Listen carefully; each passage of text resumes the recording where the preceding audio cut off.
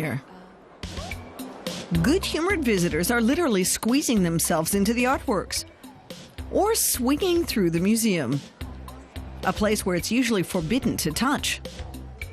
Move is an exhibition in conjunction with the Hayward Gallery in London, now showing at Munich's Haus der Kunst, and it's turned its venue into a playground. Is that enough? And is it art? I want to integrate museum goers so completely that I can concentrate on works that turn visitors into participants, and in that sense, dancers in the exhibition.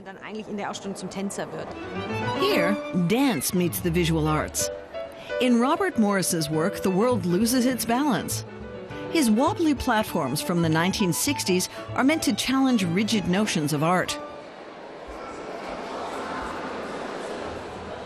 Simone Forti's hangers from 1961 were also a revolution. Art and life were supposed to meld completely, becoming fleeting sculptures as transient as dance steps. The exhibition is reminiscent of the heyday of happenings and performance art, when artists were opting out of the market and spectators weren't meant to remain passive, but instead to intervene and modify the works. We were asking questions of what is it? What is art? What kind of a communication is it? What kind of a communication do we need? And how can we make that? I don't know if we thought of it so much as politics at the time, but of course it was. And nowadays? Instead of politics and provocation, it's pure pleasure, and people seem to have few inhibitions. If it all gets to be too much, you can flee into Bruce Naumann's narrow corridor. Only children can get through here easily. Adults have to pull in their stomachs and subject themselves to the claustrophobic lack of space. It's kind of funny with your nose pressed against the wall.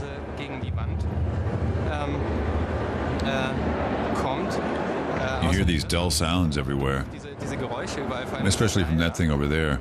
You feel completely alone. Next to it is an installation. 25 women dancing with hula hoops on the rooftops of New York, encouraging us to join in.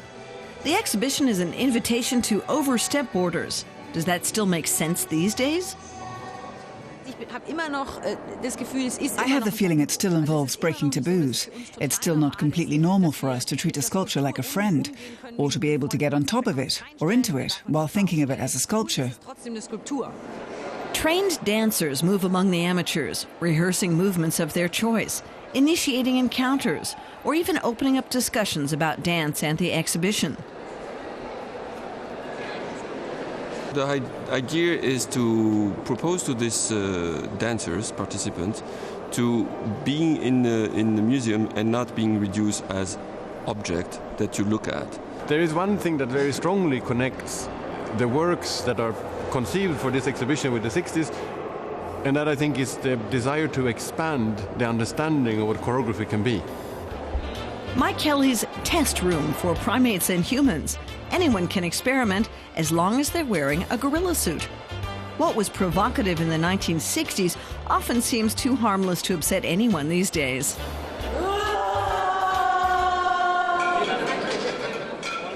Only the installation by choreographer William Forsythe offers a real challenge, at least physically.